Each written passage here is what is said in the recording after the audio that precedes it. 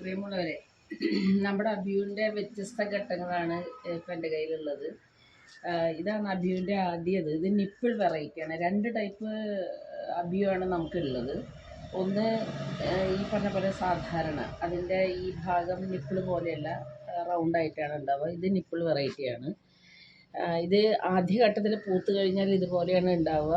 പിന്നീട് ഇത് പച്ചനിറം മാറി ഇതുപോലെ മഞ്ഞ നിറം ആയി മാറും. അപ്പോൾ ഈ ഒരു അവസ്ഥയാകുമ്പോൾ ഇത് പറിച്ചിട്ടുണ്ടെങ്കിൽ ഒരു പ്രശ്നം എന്താ വെച്ചാൽ ഇതിൽ ചില കറയുണ്ടാവും കഴിക്കുമ്പോൾ.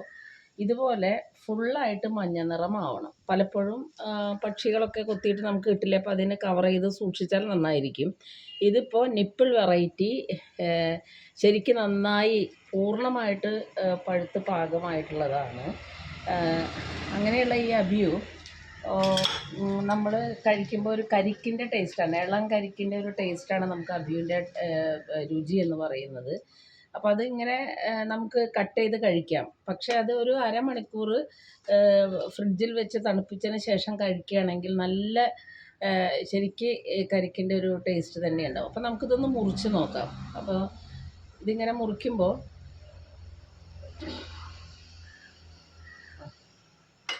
ഇത് മുറിച്ച് കഴിഞ്ഞാൽ ഇങ്ങനെ ഒന്ന് ട്വിസ്റ്റ് ചെയ്താൽ മതി. അപ്പോൾ ഇതിലിപ്പോൾ 2 കുരുവാണ് നമുക്ക് കാണാൻ സാധിക്കുന്നത്. ചിലപ്പോൾ ഒരു കുരുവേ ഉണ്ടാവുള്ളൂ. അപ്പോൾ ഇതിൻ്റെ സീഡ്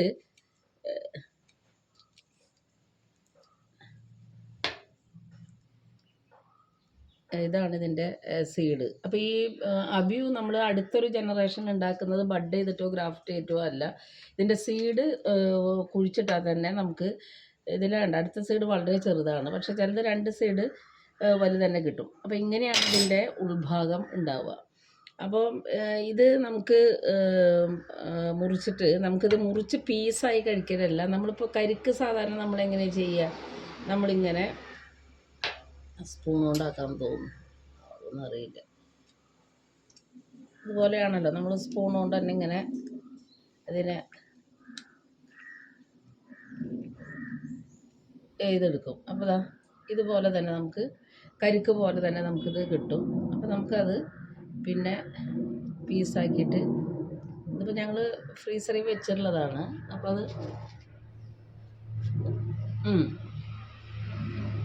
അതിന് കരിക്ക് കഴിക്കുന്ന പോലെയാണ്. അപ്പോൾ എല്ലാവരുടെയും വീട്ടിലും വക്കീലൊരു ക്യാമറമാന് ഞാൻ കഴിക്കണമ്പോൾ സഹിക്കാൻ പറ്റാത്ത ഒരു കൊതി വന്നു. നല്ല ടേസ്റ്റ് ഉണ്ട്. അപ്പോൾ എല്ലാവരും വീട്ടിൽ ഒരു ഫ്രൂട്ട് നമുക്കിത് വെക്കാൻ പറ്റും. ഡ്രമ്മിൽ വെക്കുമ്പോൾ ഇത് പ്രയാസം വെച്ചാൽ ഇത് തീരെ ഈ മരത്തിന് അധികം ബലമില്ല, നല്ല ഹൈറ്റിൽ പോകും. അപ്പോൾ ഡ്രമ്മിലല്ല വെക്കേണ്ടത്, സാധാരണ സ്ഥലത്ത് കുഴിച്ചിട്ടാൽ മതി. ഇപ്പോൾ അങ്ങനെ ബഡ് ചെയ്തൊക്കെ വരുന്നു എന്ന് പറയുന്നു. 3 വർഷം തന്നെ നമുക്ക് കായ ഉണ്ടാവും. ഒരുപാട് പൂക്കും, എല്ലാ പൂക്കളും കായ്ക്കില്ല. ഒരു ഗുണം എന്താണെന്ന് വെച്ചാൽ മറ്റുള്ള ഫ്രൂട്ട്സൊക്കെ ഉണ്ടാകുന്നതിന് മുൻപ് ഡിസംബറോട് കൂടിയിട്ട് ജനുവരി ഇതിൻ്റെ വിളവെടുപ്പ് അവസാനിക്കും. പക്ഷേ ഷെൽഫ് ലൈഫ് ഒട്ടുമില്ല.